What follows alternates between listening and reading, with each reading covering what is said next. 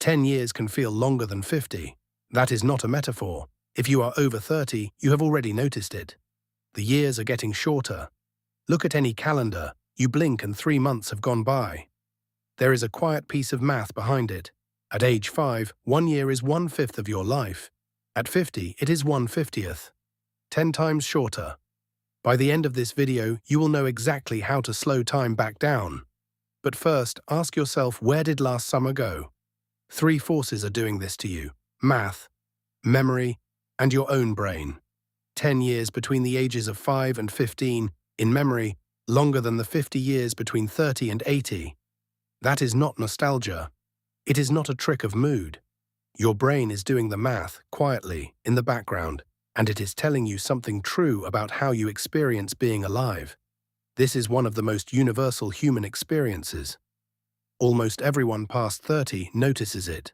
Almost no one can explain it. We shrug and say, time flies. But the reason matters, because if you understand why time accelerates, you can slow it back down. You can stretch a year. You can make a decade feel like a decade again. In the next few minutes, we will look at 3 forces that compress your sense of time. A piece of philosophy from 1897 that turns out to be mathematical. A trick your memory plays on you every day.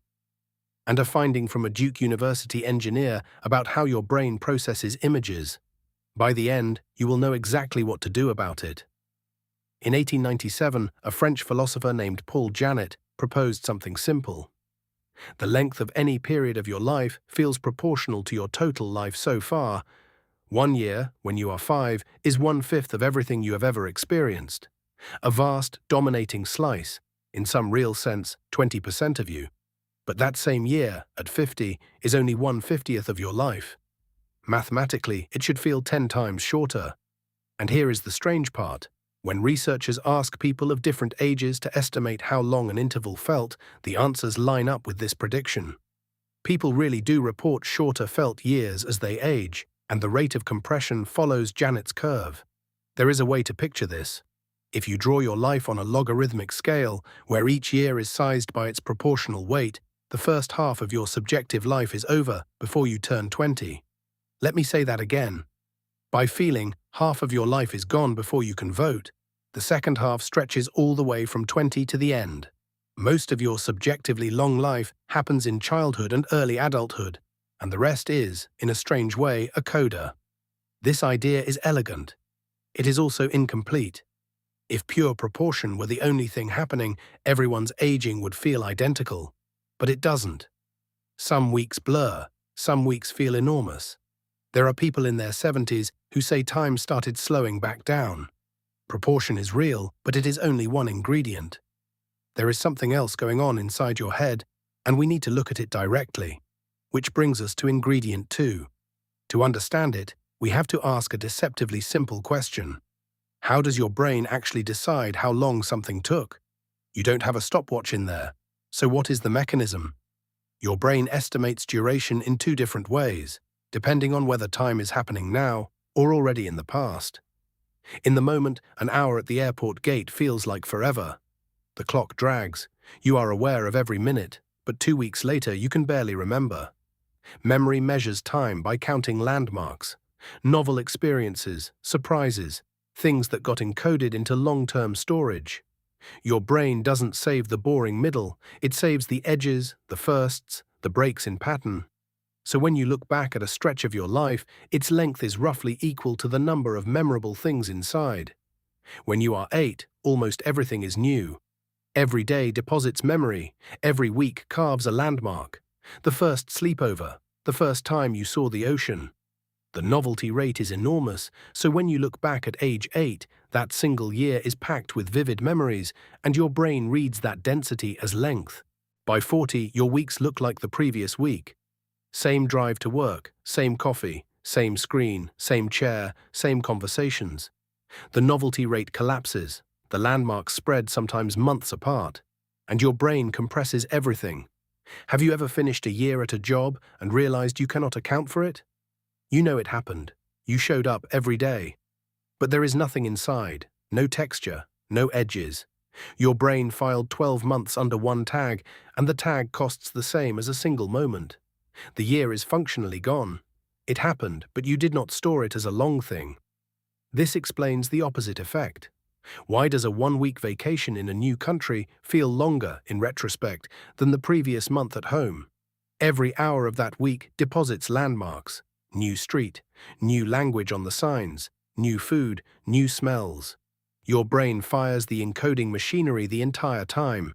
The week is fat with memory, so when you look back, it stretches. Some people come home from 2 weeks abroad feeling like they have been gone for months. Researchers call this the oddball effect. Show people a string of identical images, then sneak in one that is different, and people consistently report the odd one was on screen longer, even when it was on for the same milliseconds. Novelty dilates time in real time. Sameness shrinks it. So we have proportion, we have memory. There is one more piece, and it is the strangest. Even your raw, in-the-moment perception of time is changing as you age. Not how you remember time, not how you summarize it later. How time is arriving in your head, second by second. In 2019, Duke engineer Adrian Bejan published a theory that has since been cited widely. As you age, the speed at which your brain processes incoming images slows down. You receive fewer mental snapshots per second. Each snapshot is your unit of now, so the world feels like it is moving faster. Your internal frame rate drops while the external world keeps the same speed. The result is the subjective experience of acceleration. The reason is physical. As your nervous system matures, neural pathways get longer and more complex. Signals travel farther. Some connections degrade. The rate of image acquisition drops. A child's brain captures the world in slow motion. An adult's brain captures it on fast forward. We are not running on the same clock. Children live in a slower, denser reality. They notice tiny things. They get bored more easily because their frame rate is high enough that 10 seconds of nothing actually feels like 10 seconds. They are drinking from the same fire hose, but their cup is bigger and they fill it more slowly.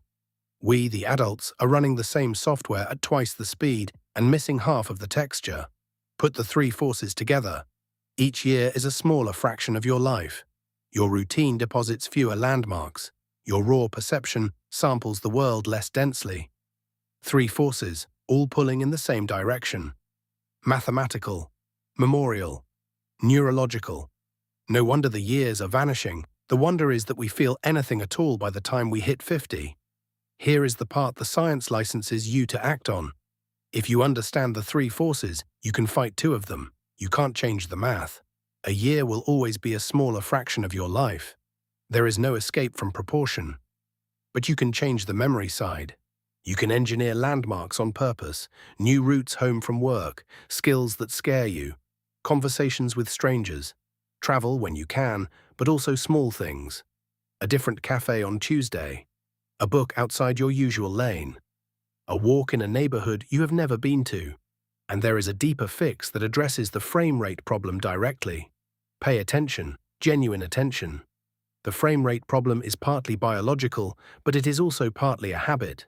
When you actively notice, when you look at the face of the person you are talking to instead of half listening, your brain re-engages the encoding machinery. The day gets denser. The week stretches out. Time slows down. Not because the clock changes, but because you start filling it. You will not get the 8-year-old summer back. The math will not allow it. But you can build something close. A life dense with landmarks is a long life, even when the years are short. So pay attention, choose novelty. Resist the slow tyranny of the same Tuesday. If this gave you something to think about, subscribe. We make one of these every couple of weeks, and the next one is going to surprise you. Thanks for watching. Make this week one you'll remember.